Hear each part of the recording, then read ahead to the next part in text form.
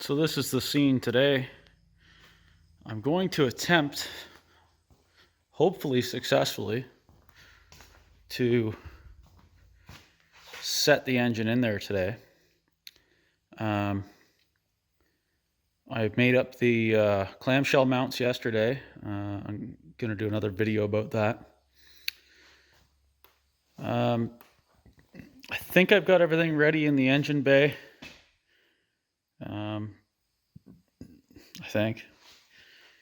I know on these G bodies you have to make it fit, you have to notch the ear off the 4L80 trans. It looks like the gentleman that I bought this from already set that up for me, which is kind of nice. As mentioned in some of my other videos, this is the GM muscle car pan. It's a 5.3 Gen 4 with the 4L80E transmission. The accessories are set up to work in the G body. It's got a little smaller alternator. I'm not sure what that's about. I guess that's a clearance thing. But that seems to be what the forums say. I think that's a smaller pulley on the power steering pump to keep it away from the steering box. It is non-AC because the AC would go down here somewhere, and apparently that's in the factory location. That would be a problem with the G-body chassis. So I've got my see some of my junk outside. I've got my gantry here. I've got an engine. I've got a car of sorts. I have to find, I've got one of those things that you use for leveling an engine when you're installing it. I have to find that. It's around here somewhere. And then I will progress towards setting this in place. And I think what I'm going to do, like I'm going to build the cross member. So I've got some steel to do that. But I think what I'm going to do is set it in place on the motor mounts, you know, with a jack stand underneath the transmission or something for now. And then try and throw a ratchet strap across the, you know, the bottom of the chassis to just sort of steady the transmission.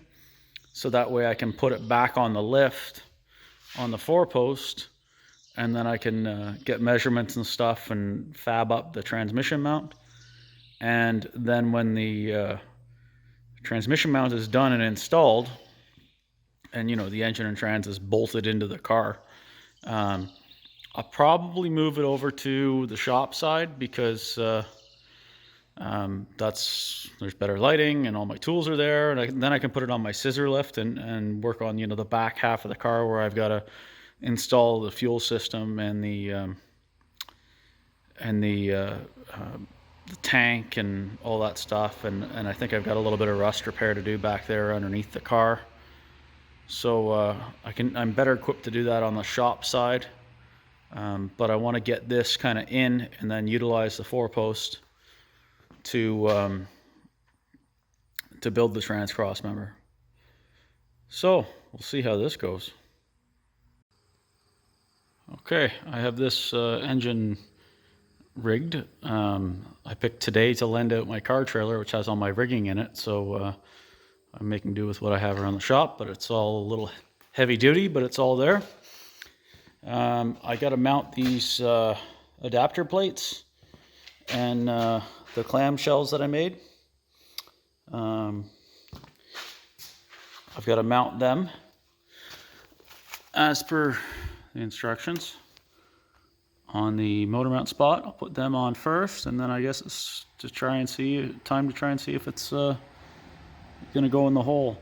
I rigged it a little long, so I might have to shorten this up. I'm just looking at the height of my gantry. I might have to shorten it up, but I'm really not going to know until I do a test lift. I guess we'll see how it goes. That's my adjustable thing that I was talking about that I'm sure every mechanic has, that I don't use that often because most of my cars, the engines go in through the bottom. So I'm not really into this installing engines this way from the top with this rigging and stuff. I'm usually using a lift table. Anyway, I'm sure it'll be fine. And we'll see how it goes.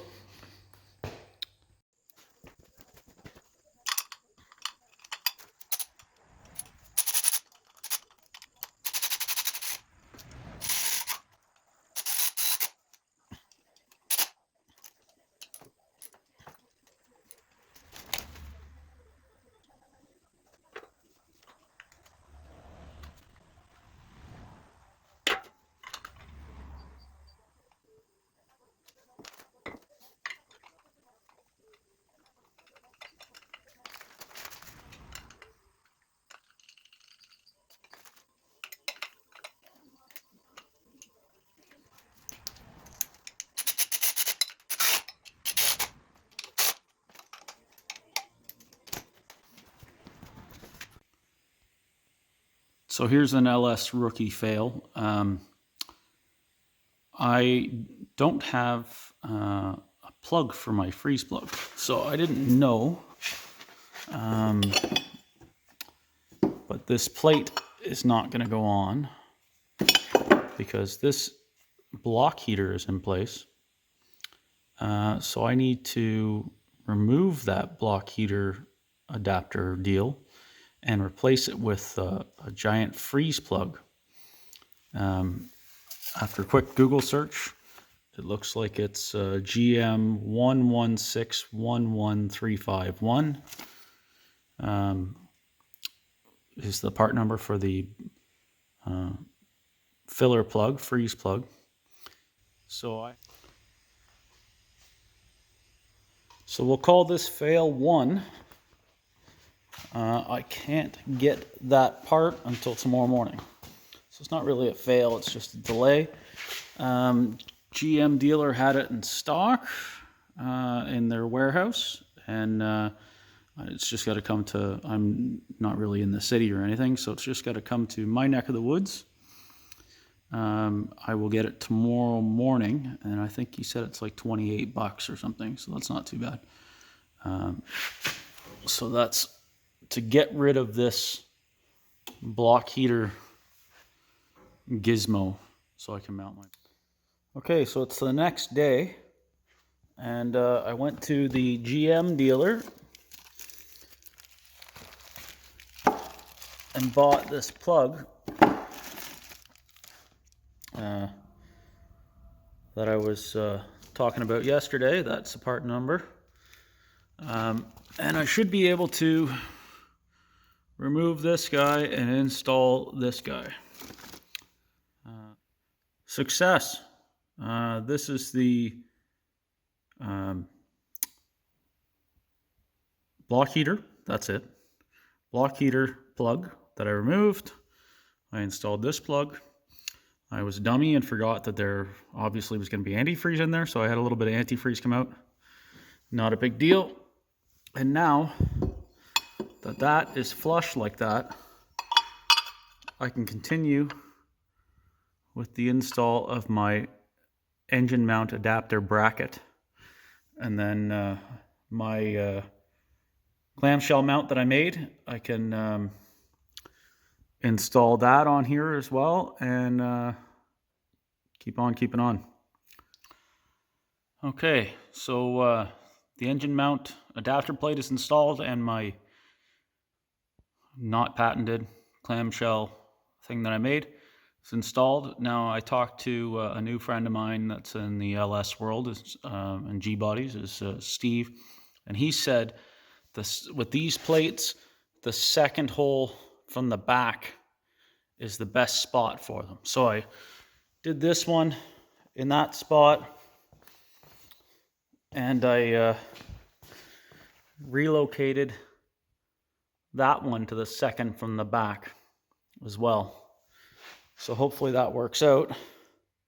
I'll get this wiring sort of up and out of the way a little bit. And I guess then it's time to see if my rigging is too long or not. My car trailer is back today, so I lent it to a friend and it has my rigging in it. So if I need to change this up, I can, but I'll try it the way I've got it set up now. You can see that changes the center of gravity, so I should be able to pivot it to get the transmission end down. Obviously, I have my hood off, and I expect that the transmission will go in and be close to the ground with the oil pan up around the hood ornament. Then as I come back with the gantry, I will change the angle and hopefully set it right in place. And then I'll use a floor jack and a block of wood to support the back end of the transmission, because there's no transmission crossmember. I can pivot or pin the front ones, the front motor mounts, engine mounts, and then I can temporarily support the transmission so I can get it back up on the lift, and I can start building a crossmember.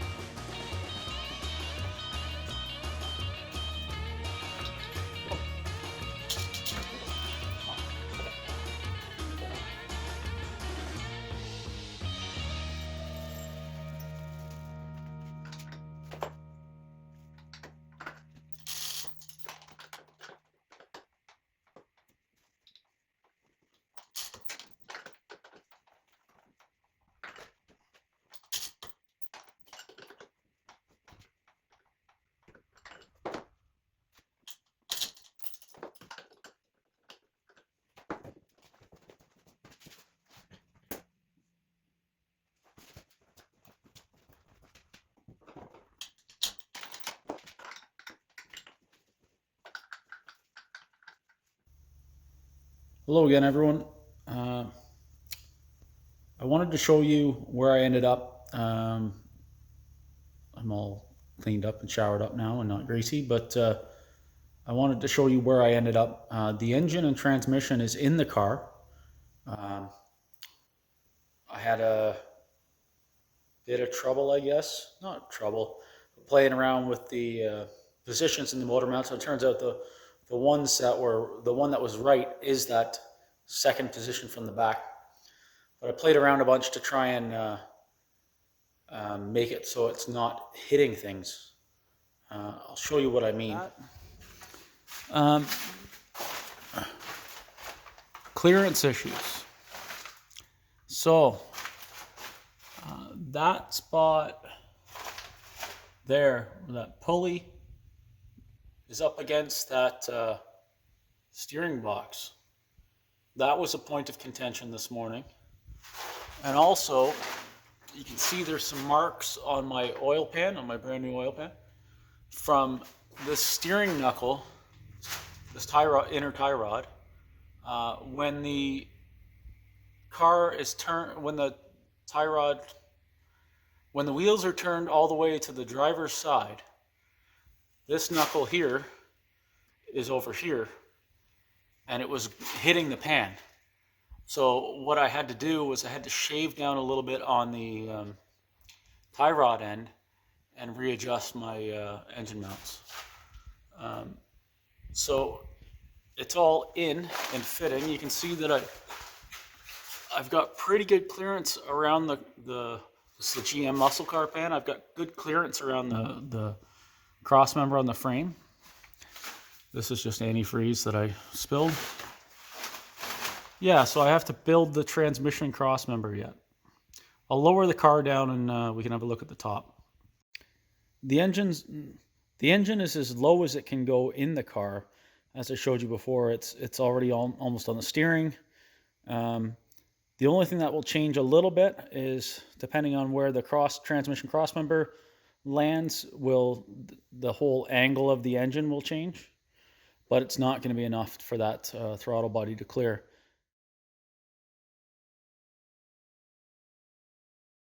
But anyways, it's in the car. Everything seems to be okay. I've got lots of room for radiator and fans, so I'm going to have to look at that. That's my old power steering pump still sitting in the car. The new one is obviously installed, and that's the tightest point. So the engine couldn't come any further forward because you'd be right into that steering box, and it just can't go any further back. Yeah, so that's a lot accomplished for one day. It took longer than I thought it would. I think I got some good shots of me wrestling, putting it in.